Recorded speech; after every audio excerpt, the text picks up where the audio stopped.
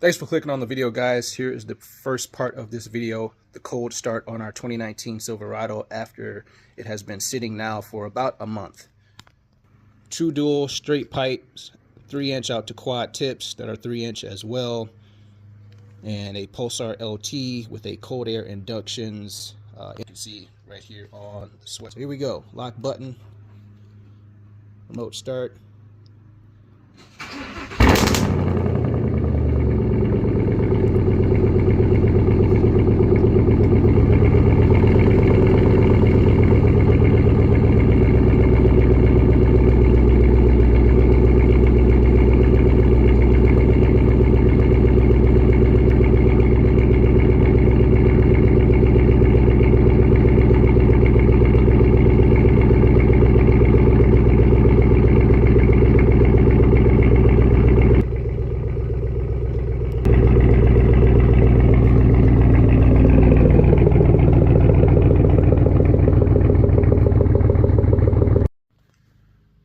What's going on, guys? Welcome back to the channel. Today we are talking about our trucks. We've got a 2019 Silverado with going on 90,000 miles, and we have a 2001 Dodge Ram with 239,000 miles on it. Big milestone for this truck right here. But talking about our Silverado, this truck is not my winter truck. We're getting right to the video here. This truck is close to a pavement princess. I've explained this in previous videos, and then when I actually got the truck, what I was going to use this truck for, and I'm doing just that, using it to haul the family around in the wintertime if we have to go somewhere in the wintertime and it's snowfall and we need the 4-wheel drive, etc., heated seats, blah blah blah. If that's not happening, the truck is sitting right where it's at. I am going to put the cover over it. As it's sitting, I have not yet. We've only gotten 2 snowfalls here in Cleveland, Ohio so far for the 2025 winter season. And as you can see, no snow on the ground right now. So it was just smaller type snowfall here in Cleveland, Ohio. And as you can see, I just got my leaf cleanup done at my own house. Busy doing a lot of other leaf cleanups out and about at customers' houses with our main man right here, the workhorse, the beautiful 2001 Dodge Ram pickup truck that is our most prized possession here on our channel because it has provided. And remember, this truck was only, what did I say? I don't remember what it actually was. $3,400 that I paid for this truck. The guy that owned it for about a couple weeks actually got it from Florida. And then he said he was just really not a truck guy after all and was selling it cheap. And I was looking for my first truck to continue on with my landscaping business and needed a pickup truck and needed it for a cheaper price than a brand new truck, obviously. So it's still here, still rolling, and I couldn't be more happier with it. Obviously, it's a vehicle, so it's had its breakdowns here and there, but all things that are fixable. And then again with this, it's an older truck, so, and a lot of guys are finally starting to realize this, especially the mechanics, because the mechanics are passing down the information, but they would rather have the older vehicles than the newer vehicles, because these are just rolling computers.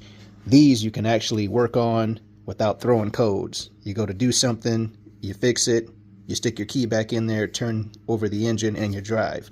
With these, you do one thing wrong in the instructions and how you're supposed to do it and how they have it wired up in the computer of these new vehicles now. You mess one thing up, you skip one step, boom, check engine light. And you gotta troubleshoot and figure out what the heck went wrong. But going back over this real quick here, all of you guys should be doing this. As you can see and have heard, this truck has 239,000 miles on it.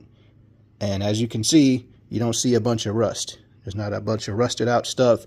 I've made a previous video before for my subscribers admitting, yes, I got one spot on my rear bumper there, which is my fault. I guess I just didn't get the back side, the inner side of the bumper well enough there, and it started rusting a hole through the back bumper. But everything else on this truck, as you guys know, I coat even the paint and surface shield. I've got 2 cases that I just got done doing both of the trucks with right there. Surface shield, So both of the trucks get done with Surface Shield, the complete undercarriage of the '01 Dodge Ram and the 2019 Silverado. They get a complete undercarriage spray with Surface Shield. That one does not get any paint on it because I do have PPF on that truck, so there is no need to put it on the paint or any of the rockers or anything like that because all of it is PPF'd. With this one, it is not PPF'd anywhere. So, as you guys can still see some of the residue of the Surface Shield. This truck gets the Surface Shield on the undercarriage, hub, hood, paint, everywhere there's no windows, lights, or a bunch of electrical, which is not a whole bunch of electrical on this trunk. So obviously in the engine bay there, but in the back side of the bumper where the lights connect. But everywhere else, this truck is getting sprayed. I've been doing it for the longest time now since I've had this truck, and as you can see the proof right here, I've had this truck for a long time now, and this is my winter truck. I drive this truck in the wintertime. It is my main truck that I drive in the wintertime, and again, I only drive that one when I'm hauling around the family in the wintertime. But not a bunch of rust. You look at any other '01 Dodge Ram here in Cleveland, Ohio, you see the big rust holes there, the huge one here that is notorious for Cleveland, Ohio trucks, that big huge one that guys finally just cut out and weld a new piece on. You don't see that there. And as you can see, it needs a wash, but this is left over from the last snowfall. Still haven't even washed it yet, because what you shouldn't do is spray the stuff on and then pressure wash it. Leave the stuff on. It basically creates a barrier between the salt, which is this stuff right here, as you can see, and your paint. And the same thing, philosophy for or thought process of the undercarriage. Don't wash it off. Don't spray it off. Leave it. Yes, it'll look a little ugly, but it's what you have to do if you really want a rust-free vehicle.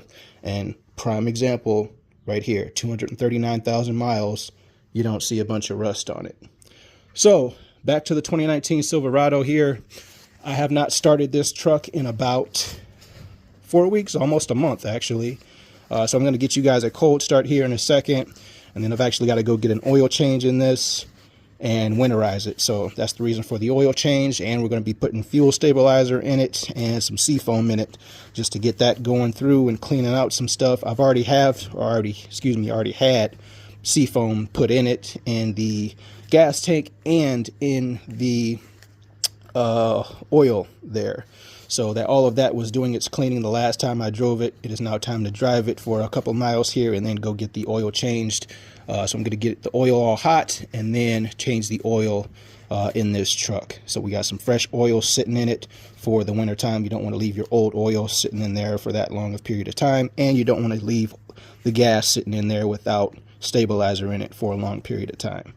As you guys should know by now, gunks up just like with equipment as well. So I've got to winterize that stuff as well. But again, I've got still cleanups to do while it's not snowing.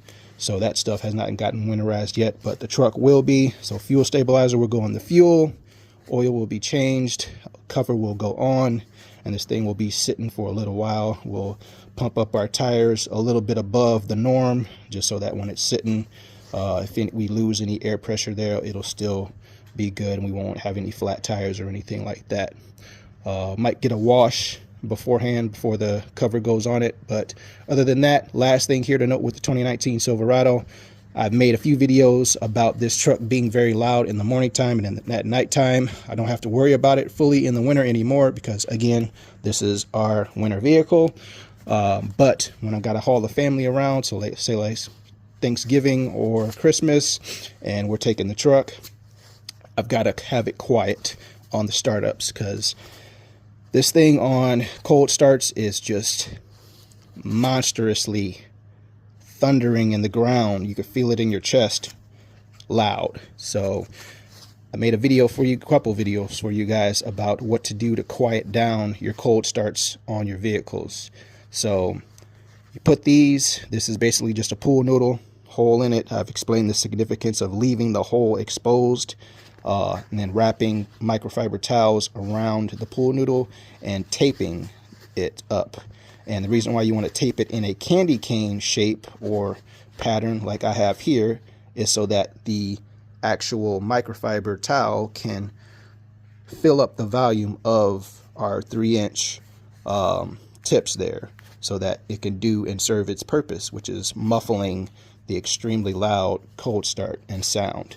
But the reason why you want to leave this hole, as I explained in those videos, is so that the gases can still escape out of the tailpipe there, or the tips there, and do what an exhaust is intended to do, flow out the gases.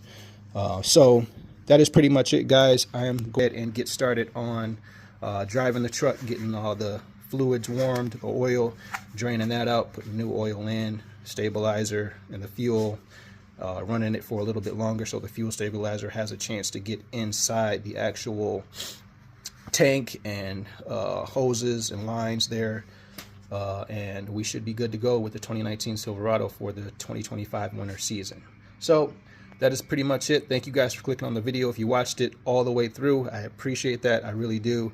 I know this video is long. A lot of you guys want the faster type videos, but this video had to be this 10-minute length here just to get all the details out to you guys. So thank you for watching. Appreciate it. If you're new to the channel, make sure you hit that subscribe button. It's free to do, and I'd greatly appreciate it. See you guys in the next one. Peace.